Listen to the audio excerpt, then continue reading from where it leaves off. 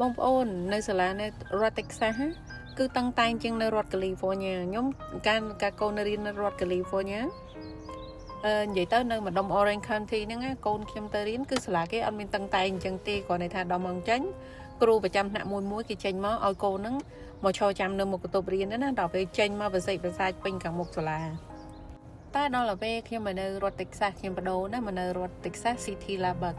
City ហ្នឹងគឺស្អាតនៅតូចល្មមតែមនុស្សច្រើនណាស់ឥឡូវបងប្អូនគឺសាលារៀនគេឲ្យធ្វើដូចក្នុងរូបមិនអញ្ចឹងមានឡានចូលជាជួរតម្រង់តាមជួរហើយលក្ខណៈខុសគ្នាបើអ្នកមកយកកូនដោយថ្មើរជើងថ្ងៃចុះឈ្មោះគឺត្រូវប្រាប់គេថាខ្ញុំមកយកដោយថ្មើរជើងផ្ទះនៅក្បែរអញ្ចឹងណាហើយបើថាយើងមានឡានមកទទួលដោយឡានគឺយើងប្រាប់គេថាខ្ញុំមកទទួលកូនដោយឡានផ្ទះនៅម្ដុំណាគេសុំ location អីច្បាស់លាស់អញ្ចឹងទៅហើយស្អាយើងចង់ដូរវាអត់បានទេណាបងប្អូនតែយើងទទួលដោយឡានគឺឡានnàyគេនិយាយរហូតដល់បដូរចប់សាលារៀនលុះត្រាតែយើងដូរផ្ទះអានឹងប្រហែលជាអាចដូរបានបើថានៅតែដដែលទេគេអត់ឲ្យដូរទេបងប្អូនតាំងតែអញ្ចឹង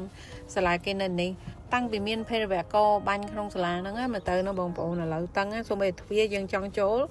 តលបុគ្គលិកគេចុចបើកកលឹះឲ្យពីក្នុងបានចូលបានមិនអត់ការងារធ្វើទេគឺយើងចូលអត់បានទេបើសាលានៅ California យើងចង់ចូលអីទៅតាក់តងអីយើងអាចងាយស្រួលជាងនឹងបន្តិចក៏វាមិនងាយអីណាស់ណាដែរគ្រាន់ថាគេធូរជាងនៅនេះបន្តិចចឹងណាបងប្អូន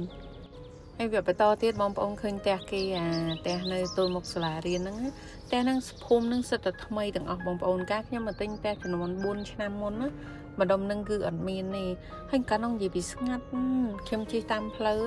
ហើយបើផ្ទះពីរជាន់ឡានសមួយទល់មុខហ្នឹងបងប្អូនផ្ទះហ្នឹងទៅធ្វើហៅខែមុនតាហើយមានផ្ទះមួយនៅឡានក្រហមនៅពីមុខហ្នឹងក៏ចឹងដែរបងប្អូនផ្ទះហ្នឹងធ្វើតំណាលគ្នាហ្នឹង